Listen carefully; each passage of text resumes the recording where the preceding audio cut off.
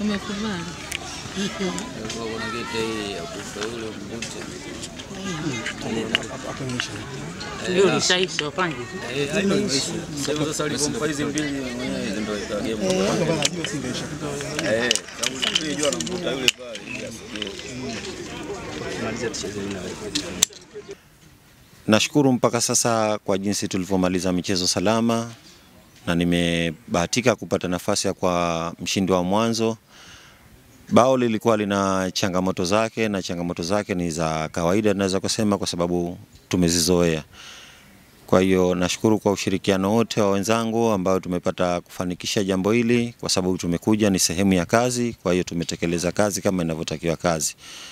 Siri ya ushindi ni kuwa karibu na viongozi wangu, kukaa nikawasikiliza. Tuna kocha ambaye anatufundisha mchezo, kwa hiyo ukimsikiliza kwa makini na ukikitekeleza kile ambacho alichokuambia, mafanikio yanakuwa yanakuja. Tumepata mafanikio haya kwa kukaa karibu na wenzetu, ndio naona tukicheza vile wanatupa supporta, wanakuweko, kwa sababu peke yake inaleta hamasa, inakuwa ni mchezaji mwingine wa pili.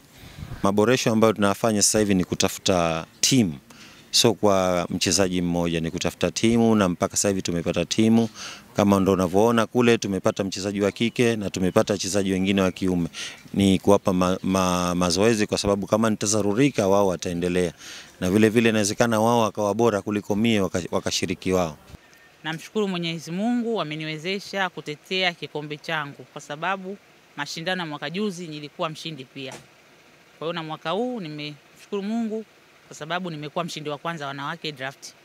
Siri ya ushindi, mimi wanafanya mazoezi hata kama michezo hakuna pale nyumbani kwangu na draft, kwa hiyo wanafanya mazoezi na watoto wananipa mazoezi nyumbani. Ushindani mkubwa kwa sababu yule mfunga mwaka juzi, mwaka huu mtu anakuja labda una draw naye. Yaani unamfunga kwa tabu, unaona kwamba na yeye sasa ameenda kufanya mazoezi zaidi. Kwa hiyo mwaka juzi unakuta mtu alikuwa juu kabisa, lakini mwaka huu naye amekuwa fundi. Kwa upande wa draft ningeomba wanawake wajitokeze kwa wingi ili timu ziwe nyingi, kwa sababu nakuta timu nyingi zimekuja lakini hazina wachezaji wanawake.